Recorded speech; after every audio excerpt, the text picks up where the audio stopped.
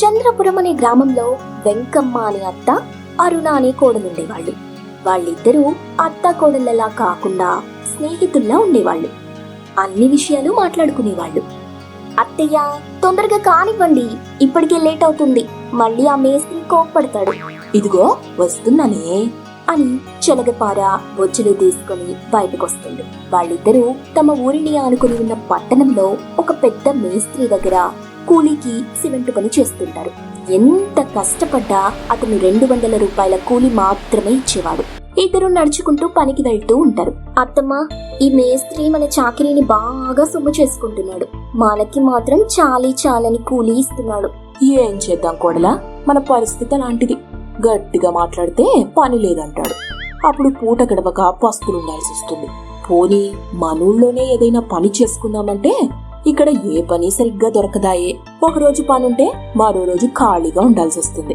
ఈ మేస్త్రి దగ్గర అయితే రోజు పని దొరుకుతుంది. అందుకే కదా వాడు తక్కువ కూలి ఇస్తున్నా నోరు మూసుకొని పోతున్నాం.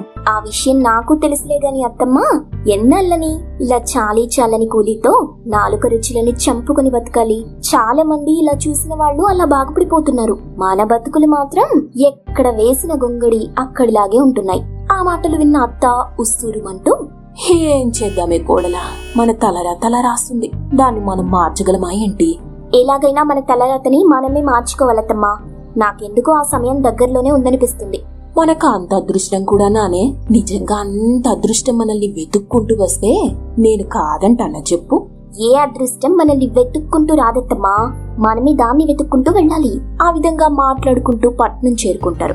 సాయంత్రం పని నుండి తిరిగి వస్తుండగా, అత్తమ్మ, బాగా ఆకలేస్తుంది, ఈ రోజు పని బాగా ఎక్కువగా ఉండడంతో మధ్యాహ్నం తిన్నది అప్పుడే అరిగిపోయింది. నా పరిస్థితి కూడా అంతేనే కోడలా. నువ్వు బయటికి చెప్పావు, నేను చెప్పలేదు, అంతే. ఏమైనా తిందామా? వామ్మో, ఈ పట్టణంలో ప్రతిదానికి రేట్ ఎక్కువేనే, మనం మోయగలమా? అలాగని ఆకలిని చంపుకుంటారా తమ్మా?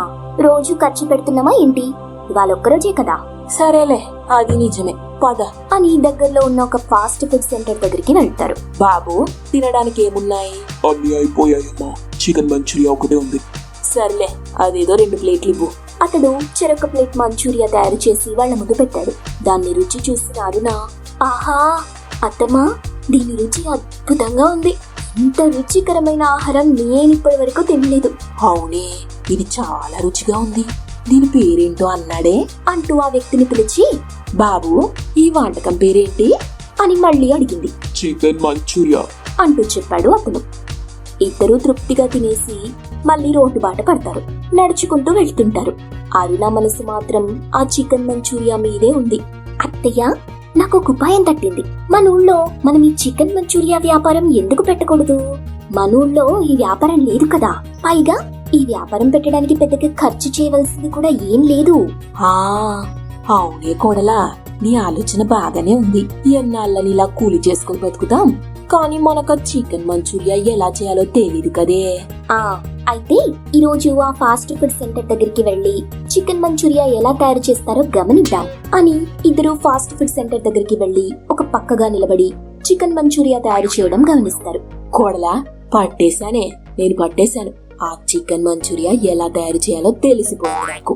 అవునత్తయ్య, అది చాలా ఈజీ, నాకు కూడా అర్థమైపోయింది అని సంతోషంగా ఇంటికి చేరుకొని చికెన్ మంచూరియా తయారు చేయడానికి కావలసిన పదార్థాలన్నింటినీ షాప్ నుండి కొనుక్కొస్తారు. 4 టైర్ల బండి ఒకదాన్ని అద్దెకి తీసుకుని ఊరి సెంటర్లో చికెన్ మంచూరియా వ్యాపారాన్ని ప్రారంభిస్తారు. వాళ్ళు చేస్తున్న చికెన్ మంచూరియా ఘుమఘుమలాడే వాసన రావడంతో జనం ఆ చికెన్ మంచూరియా కోసం ఎగబడతారు. వాసనకి తగ్గట్టే రుచి కూడా ఉండడంతో జనం లొట్టలేసుకుంటూ తింటారు. అలా రోజు రోజుకి వాళ్ళ వ్యాపారం 3 పువ్వులు 6 కాయలు లాగా ఎంతో అభివృద్ధి చెందుతుంది. రోజు గల్లపెట్ట నిండుగా డబ్బులొస్తుంటాయి. కోడలా, నిజంగా నువ్వు గాని ఈ ఉపాయం చేయకపోతే మనం ఈ దరిద్రం నుండి బయటపడే వాళ్ళమే కాదే. నాదేముందత్తమ్మా, మీ సహకారం లేకపోతే ఇది జరిగేదే కాదు అని ఒకరినొకరు పొగుడుకుంటూ ఉంటారు. ఒక ఊరిలో కాంతమ్మ, సరోజ అని అత్త కోడళ్ళుండేవాళ్ళు. వాళ్ళిద్దరికి ఒకరంటే ఒకరికి ఎంతో ఇష్టం. అలాంటి అత్త కోడళ్ళని ఇంతవరకు ఎప్పుడు చూసుండం. ఎటువంటి గొడవలు పడకుండా ఇంటి పనిని ఇద్దరూ సమానంగా పంచుకొని ఒకరికొకరు సాయం చేసుకుంటూ పని చేసుకునేవాళ్ళు. కోడలు పిల్ల, 2 రోజుల్లో ఉగాది పండుగుంది కదా, మరి మీ పుట్టింటికి వెళ్ళవా? ఏమో అత్తయ్య, మా నాన్న రాలేదు కదా, ఒక్కదాన్నే వెళ్ళాలంటే నాకు భయం. నేను ఇంతవరకు ఎప్పుడూ ఒక్కదాన్ని గడప దాటింది లేదు కదా. అలాగని పుట్టింటికి వెళ్లకుండా ఉంటే ఎలా? అందులోనూ కొత్తగా పెళ్లైన దానివి. ఏ ఆడపిల్లకైనా పెళ్లైన తరువాత వచ్చే మొదటి పండుగ ఎంతో ముఖ్యమైనది. అందులోనూ ఉగాది పండుగ ఇంకా ముఖ్యమైనది. మీ నాన్నగారు రాకపోతేనే నేనొచ్చి దిగబెడతాను. తయారయ్యుండు, ఈలోగా నేను చిన్న పనుంది, చూసుకొస్తాను. నువ్వెంత మంచిదాని అత్తయ్య. అందరు అత్తలు వాళ్ళ కోడళ్ళని చీటికి మాటికి కాల్చుకు తింటుంటే నువ్వు మాత్రం అందరు అత్తల్లా కాకుండా తల్లిలాగా కోడల్ని చూసుకుంటున్నావు. అయ్యో, దాందేముందమ్మా, నేను ఒకప్పుడు కోడల్నే కదా. అయినా కోడళ్లపై పెత్తనం చెలాయించడం కంటే ప్రేమగా చూసుకుంటేనే చివరి రోజుల్లో అత్తలని పువ్వుల్లో పెట్టుకొని గౌరవంగా చూసుకుంటారు కదా. అది ఆలోచిస్తే ఎవ్వరూ అలా చెయ్యరు. సరేలే, మనిద్దరం ఒకరినొకరం పొగుడుకోవడం ఆపి తొందరగా రెడీ అవు. ఈలోగా నేను నా పని చేసుకొని వస్తాను. సరే అత్తయ్య. కొద్దిసేపటి తరువాత పని ముగించుకొని కాంతమ్మ ఇంటికొచ్చేసరికి సరోజ రెడీ అయి ఉంటుంది. కాంతమ్మ సరోజని తీసుకొని ఊరికి బయలుదేరుతుంది. పట్నంలో బస్ దిగుతారు. అక్కడి నుండి ఇంకొక బస్ ఎక్కాలి సరోజ వాళ్ళ ఊరికి వెళ్లాలంటే. అత్తయ్య, నాకు బాగా ఆకలిగా ఉంది, ఏదైనా తిందామా? అలాగేనే, ఇప్పుడు అంత తొందరగా వెళ్లాల్సిన పనేముంది? రాక పట్నం వచ్చాం. హాయిగా భోజనం చేసి సరదాగా సినిమా చూసి జూ పార్కు అన్ని తిరిగి చూసి సాయంత్రానికి నెమ్మదిగా మీ ఊరికి పోదాంలే అని ఇద్దరూ కలిసి ఒక హోటల్ కి వెళ్తారు. వెయిటర్ అక్కడికొచ్చి, చెప్పండమ్మా, ఏం కావాలి? నాకు నా కోడలికి 2 ప్లేట్లు భోజనం తీసుకురా బాబు. అరే, ఇది భోజనం హోటల్ కాదమ్మా, ఫాస్ట్ ఫుడ్ సెంటర్. ఇక్కడ చికెన్ నూడిల్స్, ఎగ్ నూడిల్స్ మాత్రమే దొరుకుతాయి. అరే, అలాంటి పేరున్న ఆహారాన్ని నేనెప్పుడూ తినలేదే. బాగుంటుందా బాబు? చాలా బాగుంటుందమ్మా, ఒక్కసారి తిన్నారంటే వదిలిపెట్టరు. ఈ పట్టణంలోనే మాది పెద్ద ఫాస్ట్ ఫుడ్ సెంటర్. ఏంటి కోడలు పిల్ల, నువ్వేమంటావు? అలాగే తిందామత్తయ్యా, ఆ కొత్త రుచి ఎలా ఉంటుందో అది చూద్దాం. బాబు, అయితే నువ్వెళ్ళి నాకు నా కోడలికి చికెన్ నూడిల్స్ తీసుకురా. కొద్దిసేపటికి వెయిటర్ వెళ్లి 2 ప్లేట్లలో చికెన్ నూడిల్స్ తీసుకొని వస్తాడు. వాటిని చూసి కాంతమ్మ, ఇదేంటయ్యా, చికెన్ నూడిల్స్ తీసుకురమ్మంటే వానపాములు తీసుకొచ్చా? అప్పుడు వెయిటర్ పక్క నవ్వుతాడు. మీరు పల్లెటూరి బైతులు కదా, ఇవి మీకు తెలియదులే. ఇవే చికెన్ నూడిల్స్ అంటే. అత్తయ్య, వీటిని చూస్తుంటే కడుపు దేవేస్తుంది. అలా అంటే ఎలాగే? ఎలాగోలా తినేద్దాం, లేదంటే డబ్బులన్నీ వేస్ట్ అయిపోతాయి. సరే అని ఇద్దరూ తినడం మొదలెడతారు. అవి ఎంతో రుచిగా ఉండడంతో కాసేపట్లోనే ఇద్దరూ పూర్తిగా లాగించేస్తారు. ఏమో అనుకున్నానే, ఇవి చాలా రుచిగా ఉన్నాయి. నాకొక ఆలోచన. మన పక్కింటి శ్యామల, తను చీరల వ్యాపారం చేస్తుంది, తెగ ఫోర్స్ కొడుతుంది. దానికి బుద్ధి చెప్పాలంటే మనం కూడా ఏదో ఒక వ్యాపారం చెయ్యాలి. నాకు ఈ నూడిల్స్ బాగా నచ్చాయే, మనం కూడా ఈ వ్యాపారం మొదలు పెడితే బాగుంటుంది. కానీ ఎలా అత్తయ్యా? ఇవి తయారు చేయడం మనకి రాదు కదా.